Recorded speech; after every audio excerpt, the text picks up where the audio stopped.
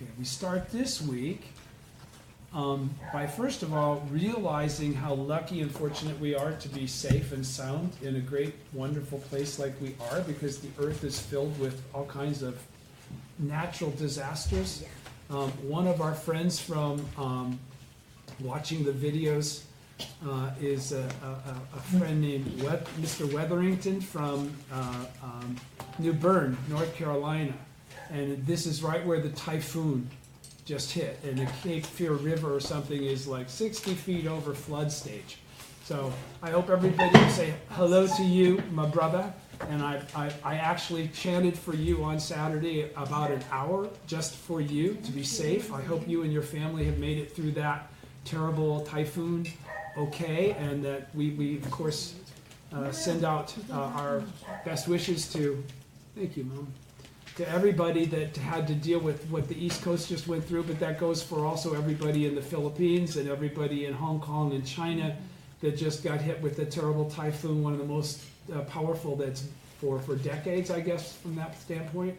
But do also understand that there are massacres of civilians going on in Myanmar and Syria, and we should always be grateful that we live a peaceful life and to understand how quickly that can change and has changed for many people.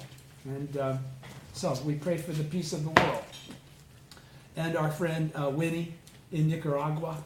You know, Nicaragua is also a very rough place. So let's all just remember each other right now, okay? So last week we ended up on page 86, correct? Right? Okay, so we're going to back up to start again. This is, again, the good medicine for all ills. Now I'm going to go back to page 85, the very last paragraph, or pardon me, the next to the last paragraph, in the middle of it. And when it says, the paragraph starts, these very important points could be said to describe a truly humanistic religion. I'm going to jump down to where I have it highlighted, halfway down where it says, when we awaken. Okay? And excuse me if I've got a little congestion. We do our best tonight, all right? Everybody's with me on page 85, in the middle of the paragraph, when we awaken. You're on it. You're always my assistant. You're my... I know. Right. When we awaken to the infinite nature of life that continues across the three existences of past, present, and future, we can come to understand the profound meaning of our existence, which itself is the ultimate purpose of religion. Mr. Toda also said that the true benefit of our Buddhist practice is to awaken to and perceive the eternal nature of our lives, okay? And that's really the predication of this entire lecture, right? Okay, so all of us who are striving wholeheartedly for Kosen Rufu can, without exception, so that means without anyone not being able to do this, we can all attain this inner enlightenment, which is being a Buddha in your present form. It is a state, he said, that continues for all eternity, because to do that we must maintain faith to the last moment of our life, right? That's the key. In other words, our Buddhist practice enables us to attain immortality or deathlessness. That was the entire point of what we were discussing last week, right? Nichiren taught that the medicine of immortality, the great law of Nam-myoho Renge-kyo, enables us to attain this deathless state. Or, put another way, the life state of eternity, happiness, true self, and purity, the four aspects of a Buddha. In this letter, Nichiren first teaches Myoshin that the mystic law is the medicine of immortality, and that by breaking free of the illusions of suffering and sufferings of birth and death, she can proceed along the path to eternal happiness.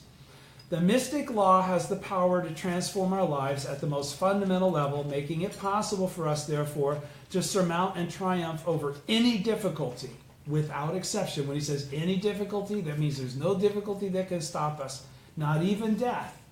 Okay, because we understand death, and we perceive death correctly, and we engage it for what it is. As Nichiren writes, the wonderful means of truly putting an end to the physical and spiritual obstacles of all living beings is none other than Nam-myoho Renge-kyo, the predication of Kosen Rufu is this deathless state and this understanding and perception of our Buddha nature. Nam-myoho Renge-kyo is the wonderful means for illuminating the darkness of all suffering. So what does that mean? Illuminating the darkness of all suffering means bringing it into light for us to be able to perceive and see it correctly and exactly as it is. Everything starts from chanting Nam-myoho Renge-kyo. So once again, I will reiterate the fact that in the absence of your practice in front of the Gohonzon, in the absence of sincere daimoku with a seeking spirit, and with the determination to challenge whatever is in front of you and to overcome it, to gain those impossible determinations we make in front of the Gohonzon, then reading this and understanding this means nothing. Because this is all to motivate you to get in front of the Gohonzon and chant Nam-myoho Renge-kyo. If you're not doing that, then this study is really not functioning it's just not there to make you a PhD in Buddhism. It's to illuminate the darkness, okay, of your own perception and mind. He says, starting from where we left off last week on page 86, second column, illness can lead to a deeper understanding of life. And of course, this whole letter is to a lay believer whose husband is critically ill. He said, the Gosho goes on.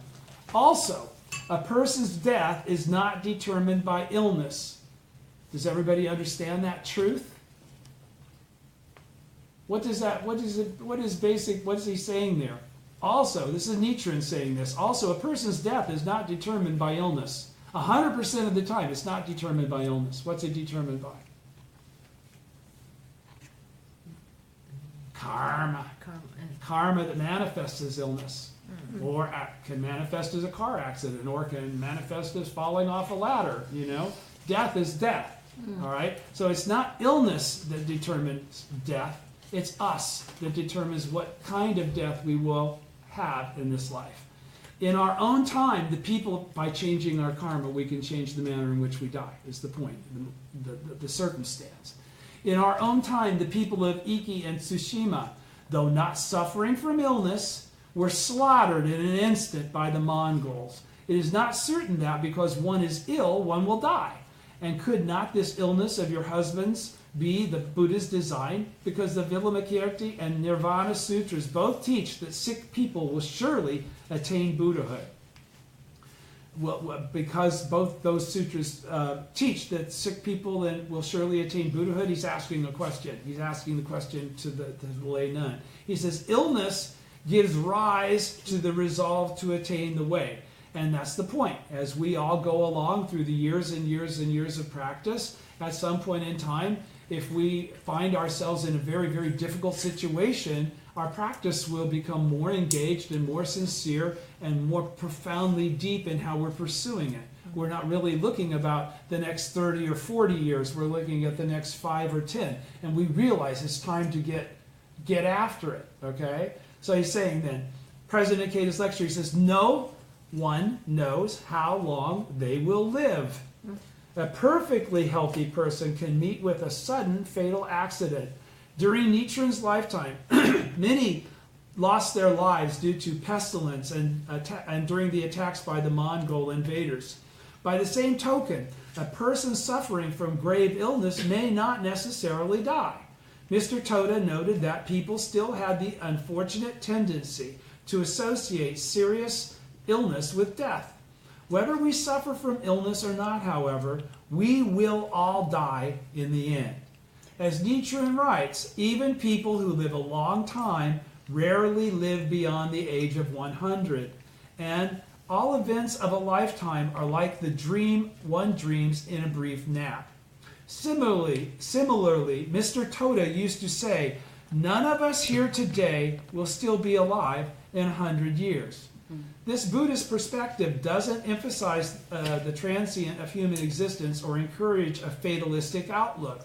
Rather, it teaches the importance, based on a clear awareness of the limited time we have on earth, of exerting ourselves in faith here and now without begrudging our lives, seeking to attain Buddhahood in our present form as bodhisattvas of the earth, seeking to accomplish Kosen Rufu with our lives.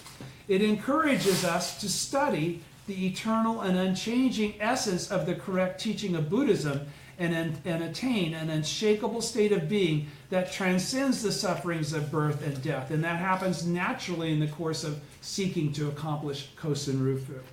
That is why Mr. Toda taught us to carry out faith without having any regrets. When he says without any regrets, he's talking about any circumstances that have occurred in our life to feel like, oh, that shouldn't have, or that I would have been better off if that hadn't. In other words, no regrets means you take on every challenge for what it is. It's a reflection of your karma. Okay? Nothing more, nothing less. Many SGI members have experiences in which they have battled and overcome serious illness. Nichiren teaches the principle of prolonging one's life through faith. The principle of changing poison into medicine is the essence of Nichiren Buddhism, and that's to turn any circumstance around. Okay, any negative circumstance into a positive circumstance. Not just getting past it, but completely flipping it to the enlightened nature rather than the deluded one.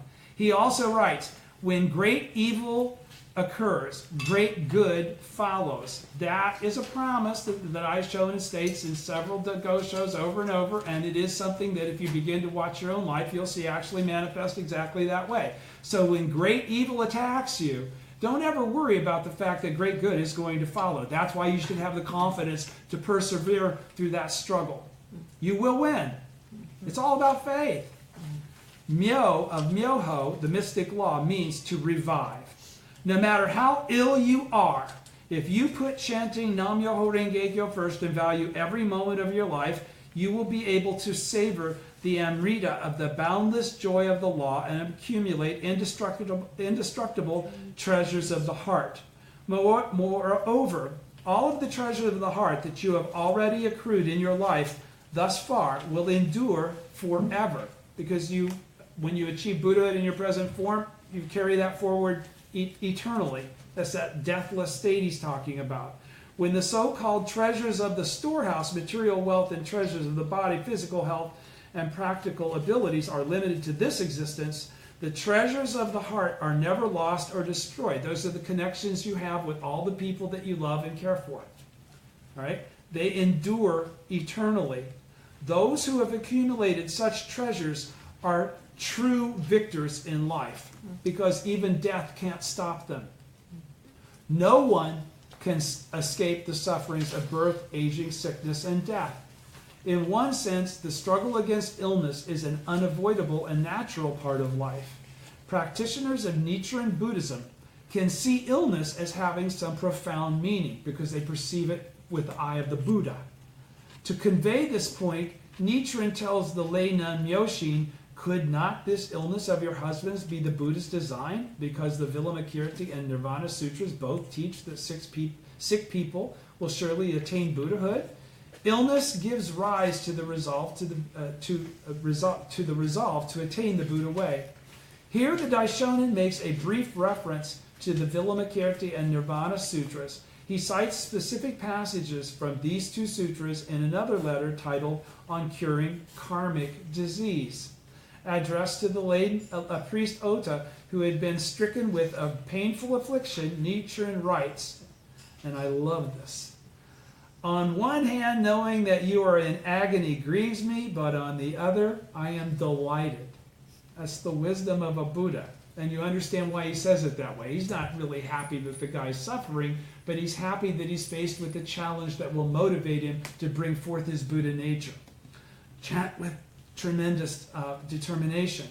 The sutra passages in question indicate that the Buddha, bodhisattvas, and even lay leaders of Buddhism manifest illness in order to lead others to enlightenment. Illness helps people gain a deeper understanding of Buddhism. And how do they do that, though? The sutra passages in question indicate that the Buddha, bodhisattvas, and even lay teachers of Buddhism manifest illness in order to lead others to enlightenment. So the karma of death for those individuals is, if it's illness, it's there for a purpose. And what is that purpose? To live as an example of life and death in the realm of Buddhahood. To die, even if it's from illness, as the Buddha. To impress everybody with how Buddha-like you are in even the moment of your transmigration into Ku. Okay? You teach other people how to die by dying in a way that's exemplary, that will inspire them and help them understand what they have to do in order to die that way. That's the function, right? That's why you can't give up faith till the last moment of your life. That's what Buddhahood is, right? If you didn't do that, you didn't attain Buddhahood, right? So expressing your Buddha nature to the end of your life will definitely help others around you have an understanding when they approach the same challenge, in knowing that they don't have to be afraid. The Buddha also explains the fundamental illness afflicting humanity, identifying slander of the law, which corrodes the inner essence of our lives, as the most serious illness of all. Slander of the law. Illness gives rise to the resolve to attain the way, Nichiren writes. Falling ill leads us to reflect upon ourselves, become aware of our negative life tendencies or karma, and sincerely seek the correct teaching of Buddhism with all our hearts. Because we're dying, we want to try and create the right circumstance for that to either be overcome or to enter that state in the right and the correct way that will last eternally. The first Soka Gakkai president, Tenesaburo Makaguchi's copy of Nichiren's writing, in the first Soka Gakkai president, Tenesaburo Makaguchi's copy of Nichiren's writings, the words, "And could not this illness of your husband's be the Buddha's design?" are underlined twice, while a single line underscores the words, "Because the Vilamakirti and Nirvana Sutras both teach that sick people will surely attain Buddhahood. Illness gives rise to the resolve to attain the way." This passage is one that many of our members have taken as a source of inspiration and internalized since the Soka Gakkai's founding. And in fact, illness has been a turning point in countless members' practice, serving as an opportunity for them to deepen their faith, transform their karma, and win in life through waging battle against their ailment. And this is true not just of illness. I'm sure all of us, to a lesser or greater degree, have experiences where we were able to turn a problem or source of suffering into a springboard for transforming our karma and overcome it through our Buddhist practice. What's that called? Changing poison into medicine. Those who have used their faith to battle illness have learned of life's profundity and the infinite potential of human beings. They have come to know appreciation and the joy of living. A great many of them even feel that illness enabled them to recognize their true mission. And many people have gone through that. When they have a life-threatening circumstance, it changes their perspective of life. They become more serious about what they're about and what they're doing. So, as Buddhists, anytime we encounter those kinds of difficulties, we should always perceive them for what they are. Okay? They're not punishment, they're opportunity. When we perceive them as opportunity rather than punishment, we can change poison into medicine. Do you understand? They're there for us to utilize for the sake of creating the example that will live on after we're gone. All right? In other words, when people are motivated by illness to earnestly seek the Buddha way, their conception of illness is transformed. Through faith in Nichiren Buddhism, we can apprehend the deeper significance of all of life's sufferings, including illness. This is a way of life of changing karma into mission. It is not a matter of just stoically enduring our karma, nor is it a path of escapism or passive resignation.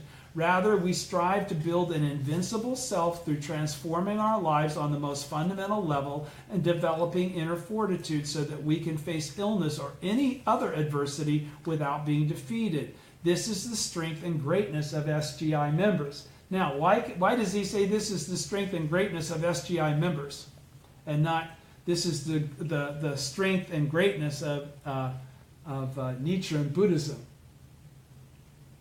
Do understand that as we practice the Soka philosophy, we are actually practicing in accord with the methodology that was developed through the actual life experience of President Makaguchi and President Toda. And that this concept of changing karma into mission, Ganken Ogo, does not exist in the Buddhist dictionary. It is its source is the enlightened nature of President Toda, President Makaguchi, and now President Ikeda, expressing this as part of our process of faith. Okay, so let me go through that one more time, that paragraph that starts at the top of page 88 on the second column. Through faith in Nichiren Buddhism, we can apprehend. What's apprehend? Understand. We can understand. We can understand on the deepest level. We can understand correctly. Apprehend is understanding correctly the deeper significance of all of life's sufferings, including illness. We can understand karma and causality. Okay?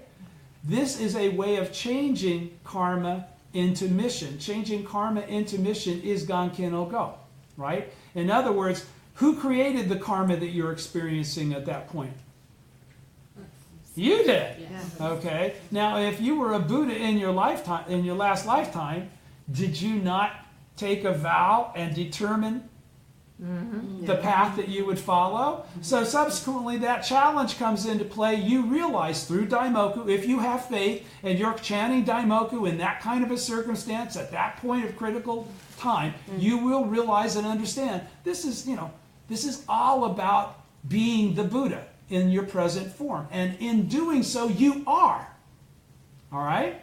So he says, it is not a matter of just stoically enduring our karma. Anybody that thinks that's what this Buddhism is about, as we constantly throw back, what's the real cause? You made that karma. It's not like, well, it's my karma. That's not the idea. The idea is to go, that's my karma. So now I'm going to utilize it to express the principle of changing poison into medicine. I'm going to be the Buddha by being that individual that brings forth that power from my life, that actualizes the fact that the life state of anyone has the power to make the impossible possible. Okay? He says, nor is it a path of escapism or passive resignation. So it's also not a path of a happy talk and good wishes and all that. You got to dig in. You got to go where you got to go. Or passive resignation, just waiting for it to finally happen. That isn't the idea. Rather, we strive to build, even at the latter stages of living, an invincible self through transforming our lives on the most fundamental level and developing inner fortitude. We attain Buddhahood in our present form if we haven't yet. We haven't gotten around to it. So we can face illness or any other adversity without being defeated. That's how we defeat those things, even if they include the state of death, because there is no separation between life and death. They're two phases of the same existence. This is the strength and greatness of SGI members, because we're the only ones that think this way. In all candor. None of the other Buddhist schools, Nichiren Shoshu doesn't believe this.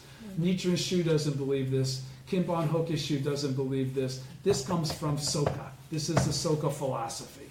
Through faith, we can transform every negative influence or cause of suffering into a positive influence that enhances and benefits our lives. Well, I started this whole conversation talking about my friend in New Bern. No matter what you've gone through or any of the people around you, I know you know people that have been affected by this natural disaster. Have confidence that you can utilize this adversity to show the power and the benefit of practice to others. Okay? They may have gotten hit with very difficult karmic circumstances, but you can help lead them to a path for their ability to change.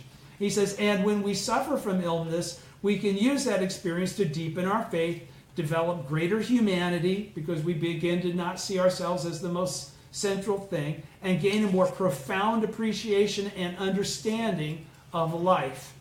Furthermore, we can become people who seek not only our own happiness, but wholeheartedly wish and pray for the happiness and well-being of many others, because we develop a gratitude for life and we develop compassion for people that are suffering because we just experience suffering, right? Many SGI members have had such experiences. That's a fact. Often when people go to visit a sick SGI member to cheer them up, they are surprised to find themselves being cheered up and encouraged instead. Individuals who have this effect on others have broken through suffering and awakened to their profound mission and higher purpose in life.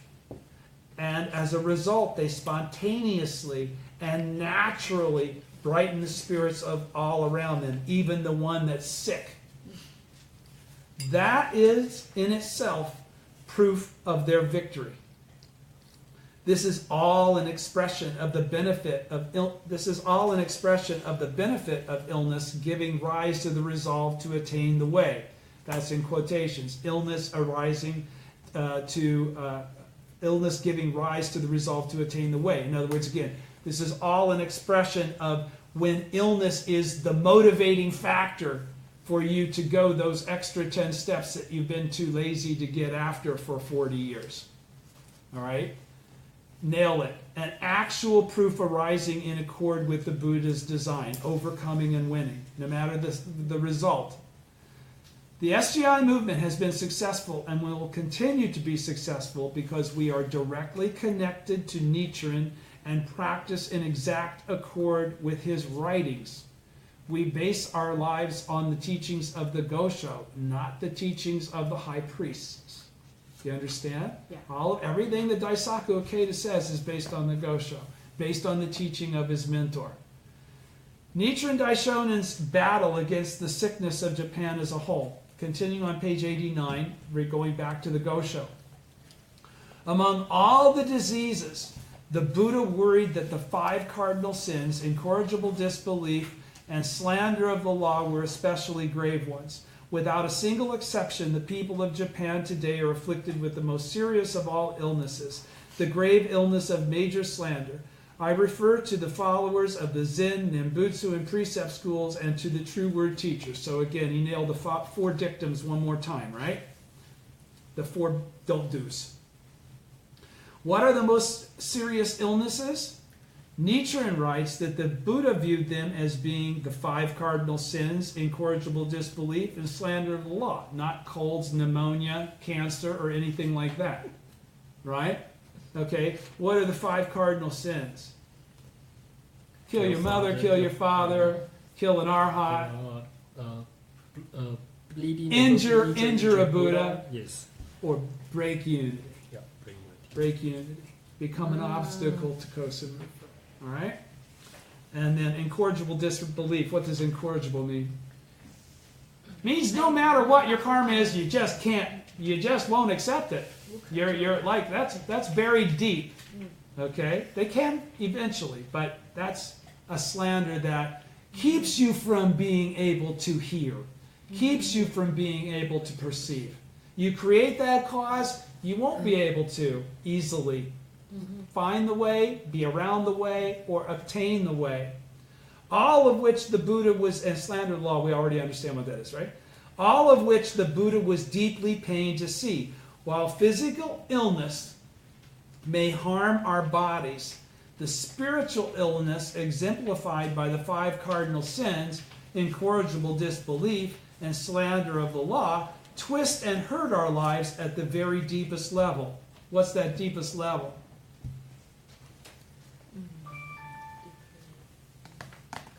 Our karma, right? Because, that's the predication of everything, right?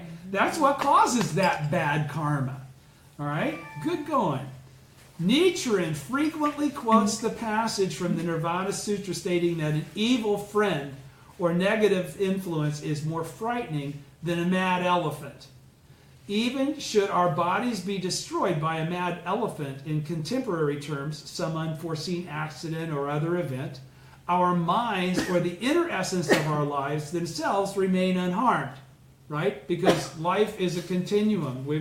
Yes, we go into the temporary state of death, and we come back out into another temporary state of life, and then eventually we'll go back into another temporary state of death, and this goes on and on and on. And Goes backwards as far as you can go without beginning. It's called Kuanganjo. The Nirvana Sutra states it cannot destroy your mind. Now, what mind are they talking about? They're not talking about your brain or how much you know. They're talking about the essence of your being, the thing that is the root of the temporary gathering of the five components. As long as our hearts remain unharmed and oriented toward goodness, striving to accumulate eternal good fortune and benefit, we will not fall into the three evil paths, the worlds of hell, hunger, and animality. Okay, so what's he saying there? As long as our hearts remain unharmed and oriented towards goodness, striving to accumulate eternal good fortune and benefit, we will not. Okay, so in other words, we don't have to worry about those things. All right, as long as we're doing the right things as it relates to practice on a daily basis, when we die, how we die is not going to be a determinant of fortune or misfortune. Okay? He says, but if an evil friend, and that's why I said don't go look for him, but if an evil friend or negative influence turns our minds from goodness to evil, degrading our lives at the deepest level, it will cause us to fall into the three evil paths. The Nirvana Sutra thus issues the stern warning to fear evil friends or the negative influences that confuse and corrupt our minds. That's why you don't go debate Mark Rogow. Though illness may wreak havoc with the body, it doesn't destroy the so-called mind of goodness, our positive inner essence, our true identity. But the five cardinal sins, incorrigible disbelief, and slander of the law destroy the mind of goodness and create a mind of evil or negativity. In this letter, Nichiren declares that the people of Japan were afflicted with the grave illness of major slander. All life in the universe is endowed with an innate compassionate impulse. Now that's an objective statement, but it's the truth. All life in the universe is endowed with an innate compassionate impulse, the essence of all things. It's Nam-myoho Renge-kyo is what he's talking about there.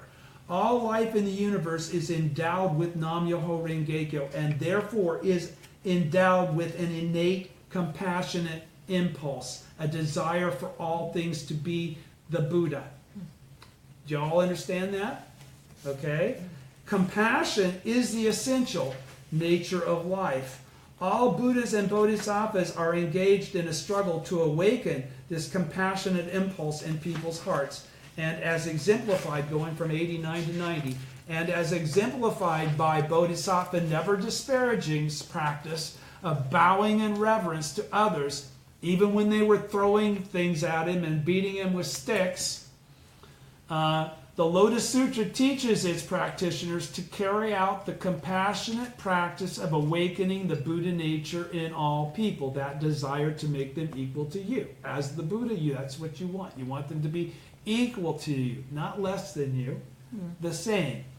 In contrast, the five cardinal sins, incorrigible disbelief, and slander of the law alike close the door on our inner potential. They negate our goodness and promote evil and destructive tendencies instead. Our minds become twisted and our actions reflect that. And we don't do Sangye. We don't do anything to change it. We just pile more on because there's no little brain telling us to stop anymore. In particular, Nichiren fought. That's the whole purpose of chanting to the Gohonzon is daily chant in front of the Gohonzon. That activates your Buddha nature, allows you to see with the Buddha eye. You're able to perceive your life and your actions, and nobody has to tell you to stop doing certain things. You just go, ooh, I probably really should. Okay? You can figure those things out for yourself because you are already the Buddha. In particular, when that's activated, you are. In particular, Nichiren fought against the most serious of all illnesses, namely slander of the law, at a time when its influence prevailed throughout Japan and was causing great suffering to the people. As I mentioned before, Suruga province was where Nichiren's followers had to practice their faith, constantly aware that the authorities might persecute them at any moment. The Asahara persecution also took place in Suruga. Priests of the, and everybody knows about the Asahara persecution, right? Yes. Guys got their heads cut off because they wouldn't renounce their faith. 3 brothers. Also took place in Suruga. Priests of the other schools also harassed and attacked his followers. In addition, since this letter is thought to have been written in 1275, the year after the first Mongol invasion, anxiety and uncertainty filled the land. In another letter, written a short time before this, when Nichiren instructed Myoshin's husband, who might have been tempted to waver in the face of his worsening illness, to remain steadfast in faith and not be swayed by negative influences who slandered the law. Like people saying, see, you're sick. What good is your Nam-myoho Renge-kyo chanting doing for you now? Okay, that will happen. Those people will say those things and to try to discourage you. If you're able to be discouraged, you lose. That's the point. Such strict yet compassionate guidance to a follower suffering from a serious illness was no doubt motivated by Nichiren's wish that Takahashi not succumb to pressure from those around him and recant his faith, thereby losing all the good fortune he had accumulated so far and descending into misery. So don't convert to Christianity on your deathbed, please. In the same letter, sorry, I couldn't resist. In the same letter, Nichiren also describes his own tireless efforts to propagate the Lotus Sutra and speak out against the slander of the law that was rampant throughout the country. He clarifies that he is the votary of the Lotus Sutra, the true teacher of the latter day of the law. He teaches his disciples that unless they correctly understand his teachings, not Buddhism in general, his teachings and actions, they are deeply resolved to strive alongside him, they will be defeated by devilish functions. So what did that just say? Unless you acquire the same mind as Nichiren, you won't make it. You won't get past stage 4. You'll never get to stage 5, and if you don't get to stage 5, you definitely won't get to stage 6. And that happens to a lot of people. They will be defeated by death. Let me read that again. He teaches his disciples, that's all of us, that unless they correctly understand his teachings, which means we have to study, but we also mostly have to chant Daimoku sincerely with the faith to pursue Buddhahood in our present form, and to achieve Kosen Rufu, and to fulfill our missions as Bodhisattvas of the earth. That's the correct prayer every day. And are deeply resolved to strive alongside him. That's exactly what you're doing when you're doing that, even though you're not in 13th century Japan. When you chant that way in front of the Gohonzon, you are correctly understanding his teachings and your actions, and you're deeply resolved to strive alongside him. They will be defeated if they don't do that by devilish functions. This is why he stressed the importance of disciples forging ahead with the same commitment as he. This is why he stressed the importance of having the same mind as Nichiren. Do you understand? All right, so we go on to reading more of the Gosho on the second column, page 90. The eternal journey of Kosen Rufu. In his present life, the lay priest does not appear. This is Nichiren speaking in the Gosho again. In his present life, the lay priest does not appear to have had particularly strong faith in the Lotus Sutra. He's calling out to his wife, by the way, your husband's practice hasn't been exemplary, really, has it? He says, but due to the workings of his karma from the past, he has sunk into this long illness and now seeks the way day and night without cease. Any minor offenses he has committed in this lifetime have probably already been eradicated, and the great evil of slander will also be extinguished because he has taken faith in the Lotus Sutra. If he were to go right now to Eagle Peak, if he were to die right now, he would be as delighted as if the sun had come out and he were able to see in all 10 directions. He would rejoice, wondering how an early death could be so happy a thing. Nichiren, and by the way, if he's saying that about Takahashi, he's talking, I believe that's the guy, Myoshin's husband's name, right? Takahashi, whatever. I might have spaced that out. But again, he's saying that to you too. Do understand that. When you're reading the Gosho, it's speaking to you. Nichiren begins this section with, in his present life, the lay priest does not appear to have had particularly strong faith in the Lotus Sutra. Here, he is not so much stating his own opinion as addressing Myoshin's concern. He senses perhaps that she is worried that a lack of strong faith on her husband's part could be the cause of his present illness, or that there was more she could have done herself. He then goes on to put her mind at ease, saying that although the lay priest has fallen ill due to the workings of karma, his devotion to the mystic law had turned his illness into an opportunity to seek the Buddha way even more vigorously day and night. Nichiren says he knows Takahashi has roused his faith and fought his hardest. He also encourages Myoshin, saying that since her husband has been sincerely practicing the supreme teaching of Buddhism, he is certain to attain Buddhahood. He explains that any minor offenses he has committed in this lifetime have probably already been eradicated, and the great evil of slander will also be extinguished. Now, so that what should that give you confidence in? Is it ever too late? Never. No, it's never too late.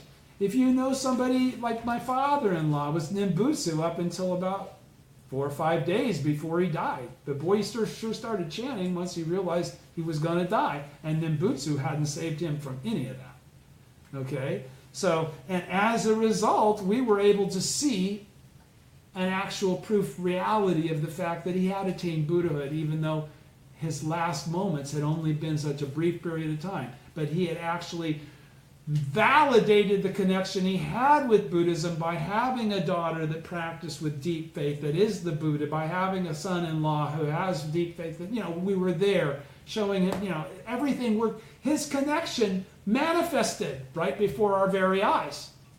And trust me, I had a big issue with him being Nimbutsu and living in my house for a long time. I had to kind of get over that and have a little more. It's like, we need to remonstrate with him and get him straightened out. It didn't happen. He hid it. He'd only do Nimbutsu in his bedroom with the door closed, right? He'd only chant to Amida. He'd only do the whatever, that Omitofu thing. There. But this is absolutely the case.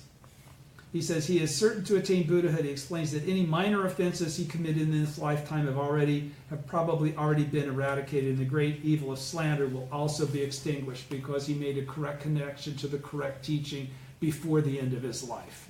From the perspective of Nichiren Buddhism, though our bodies may die, our lives themselves are eternal. Our karmic entity is eternal. On death, our lives enter a state of absolute joy and freedom infused with the treasures of the heart, benefit and good fortune we have accumulated through our Buddhist practice in this lifetime. It is in this spirit that Nichiren says if he were to go right now to Eagle Peak, he would be as delighted as if the sun had come out and he were able to see in all 10 directions. He would rejoice, wondering how an early death could be so happy a thing. These words must have provided great comfort to the lay nun Myoshin. In a letter to another follower, Nichiren offers this vivid description of the moment of death. And this is from the 14 Slanders. It says, "Continue your practice without backsliding until the final moment of your life." This is the key. "And when that time comes, behold, when you climb the mountain of perfect enlightenment and gaze around you in all directions, then to your amazement you will see that the entire realm of phenomena is the land of tranquil light. The ground will be of lapis lazuli, and the 8 paths will be set apart by golden ropes. 4 kinds of flowers will fall from the heavens, and the music will resound in the air. All Buddhas and Bodhisattvas will be present in complete joy, caressed by the breezes of eternity, happiness, true self, and purity," which President Ikeda had just mentioned here when we started writing on page 86. "The time is fast approaching when we too will count ourselves among their number." Employing such words and phrases as rejoice and to your amazement and in complete joy, Nichiren is describing the vast and boundless state in which both life and death are filled with joy. In accord, and so death filled with joy, not a sad thing, based on your actions. In accord with the Buddhist principle of the oneness of life and death, they're inseparable phases of the same thing. They're the flip side, just like eternity, happiness, true self, and purity are the flip sides of some funky things. I can't remember what they are, but you flip it. They're not two different things. Good and evil are not two different things. They're two sides of the same coin. Life and death, not two different things. They're two sides of the same coin. In accord with the Buddhist principle of the oneness of life and death, the Buddhahood we attain in this lifetime continues on after death as an unending state of triumph over the sufferings of sickness, aging, and death. The lives of practitioners of the mystic law who accumulate the treasures of the heart during this lifetime will, upon merging with the universe at the time of death, enter an utterly free and untrammeled state of life pervaded by the boundless and indestructible joy of the law. This is what it means to undergo the cycle of birth and death in the realm of Buddhahood, right? Which I said from last week. It's the whole purpose of our existence. In a letter to another female follower, Nichiren writes, when he, your late husband, was alive, he was a Buddha in life, and now he is a Buddha in death. He is a Buddha in both life and death. Our victory in this lifetime ensures our victory in our next lifetime. Our victory in this lifetime ensures our victory in our next lifetime. What's that mean? Our attainment of Buddhahood in our present form in this lifetime ensures our attainment of Buddhahood in our next lifetime. And because we attain Buddhahood in that lifetime, we will attain Buddhahood in the next lifetime. And because we attain Buddhahood in that lifetime, we will attain Buddhahood in the next lifetime. Do you understand? That's why it's talking about deathlessness. This is the process. Joy in life leads to joy in death. Victory in life leads to victory in death. And for a practitioner of the mystic law to die in what Nichiren describes as a fitting manner indicates the serene and triumphant state of being they have achieved as a benefit of devoting themselves wholeheartedly to Kosen Rufu in this lifetime. So what did that just say? This only occurs if you live your life as a bodhisattva of the earth. He's talking, bodhisattvas of the earth are the ones that get to experience this. This isn't just everybody, he's saying. He's saying, our victory in this lifetime assures our victory in our next lifetime. That means we attain Buddhahood in this lifetime, right? Joy in life leads to joy in death, because that Buddhahood carries over into the next realm. Victory in life leads to victory in death. Buddhahood, Buddhahood. And for a practitioner of the mystic law to die in what Nietzsche describes a fitting manner, which means maintaining faith to the last moment of their life, as was previously discussed, that indicates the serene and triumphant state of being they have achieved as a benefit of devoting themselves wholeheartedly to Kosen Rufu in this lifetime. They are able to accomplish that serene and triumphant state of being because they lived their lives as bodhisattvas of the earth. They attained Buddhahood in their present form. The lives of, continuing on page 92, last column, or last paragraph, first column. The lives of those who remain forever dedicated to the eternal mission of Kosen Rufu are ready to energetically take action on a new stage in their next existence. They will be reborn in no time and then bestow unhindered benefit upon living beings far and wide, because they will be reborn as Buddhas. The Lotus Sutra also states that those who embrace this sutra freely choose where they will be born. You're not going to get separated from your crew. Okay? You're going to drag them along with you. We are all comrades from time without beginning. My God, that's a long time back, right? Precious friends sharing the eternal journey of Kosen Rufu. It is a vibrant, dynamic journey of life enveloped in Buddhahood that continues in lifetime after lifetime. We are able to enjoy a state of happiness and complete fulfillment. The view of life and death in Nichiren Buddhism is incredibly positive. reassuring, and energizing. We will be sad that the persons that we love are going to be separated from us, both for the person dying, for the people around him. But we shouldn't worry about that being an end of that relationship. Okay? There should be a serenity, as he just said. Positive, reassuring, and energizing. There is nothing to fear. No doubt when Myoshin and her husband Takahashi, it was Takahashi, good, Rokuro Hyoe, read this letter, they were immensely encouraged and filled with a great sense of confidence and appreciation.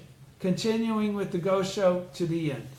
Striving, at the bottom of the second column on page 92. Striving with an eternal commitment for Kosarufu. Going back to the Gosho, this is the Daishonin.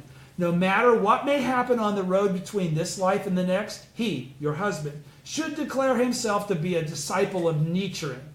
Although Japan is a tiny country, if one but announces that one is a vassal of the Lord of Sagami, people will be unaccountably fear one. He's speaking as this is Nichiren. I, Nichiren, am the most unreasonable priest in Japan. But with regard to believing in the Lotus Sutra, I am the foremost sage in Jambudvipa, the entire world. My name resounds throughout the Pure Lands of the 10 directions, and the heaven and earth no doubt know it. If your husband declares that he is Nichiren's disciple, I do not think that evil demons of any kind can claim ignorance of my name. At the close of this letter, Nichiren writes in an indirect call to the lay priest Takahashi that no matter what may happen on the journey between this life and the next, he should declare himself to be a disciple of Nichiren, the foremost sage in all the world. By doing so, he says, the Buddhas and Bodhisattvas of the 10 directions will pay reverence to Takahashi, and evil demons will flee. How deeply encouraging these words are. And again, because he establishes the fact that he is a true Buddha. In a similar vein, all the disciples of Nichiren are true Buddhists because they all propagate the law of Nam-myoho Renge-kyo. They don't screw around with expedient means. Okay? In a similar vein, Nichiren wrote in a letter to the ailing Nanjo Hyoe Shichiro, the father of Nanjo Tokimitsu, should you depart from this life before I do, you must report to Brahma Chakra, the 4 heavenly kings, and King Yama. Declare yourself to be a disciple of the priest Nichiren, the foremost votary of the Lotus Sutra in Japan. Then they cannot possibly treat you discourteously. Reading these passages once more, I am reminded what vital guidance this is. For it is only possible to declare oneself a disciple of Nichiren in this way if one has committed to walk the path of mentor and disciple in the next existence as well. You get it? Right. It's the last moment of your life, Bodhisattva of the earth. Therefore, how we live now is crucial. That is why Nichiren stresses the importance of practicing steadfastly as his disciples in this lifetime. It's not busy work. It's to give you an eternal step up. Nobody can take away from you. Mr. Toda also used to say, when you go to Eagle Peak, you should proudly declare, I am a disciple of Josei Toda, the leader of Kosen Rufu. He told us to remain confident even in the interval between this life and the next. If we steadfastly walk the path of mentor and disciple, and is there a separation between the two? No. So if you say you're a disciple of Nichiren, or you say you're a disciple of Josei Toda, is there any difference in saying? No. All right? If we steadfastly walk the path of mentor and disciple, we all have teachers. Whoever's teaching you is your mentor. All right? We will be empowered. Our mentor's fighting spirit will pulse vibrantly within us. The most cherished wish of mentors in the realm of Nichiren Buddhism is for the health, victory, and happiness of their disciples as powerful examples of the correctness of the teaching and the correctness of the practice that they've imbued upon them. Nichiren prayed deeply that the lives of his followers would be prolonged well into the future. Mr. Toda and like Shijo Kingo lived another 18 or 20 years after the Daishonin died. Mr. Toda also wanted all of his disciples to remain undefeated by illness and lead lives of victory. This is my wish too. Let us make the 21st century a century of health, a century of life, and a century of peace and security. I am chanting earnestly morning and night that all of our members will enjoy good health and long lives, lead a triumphant life of health and longevity with confidence, determination, and optimism. That's the end for this week. Thank you. Thank you. See you next week.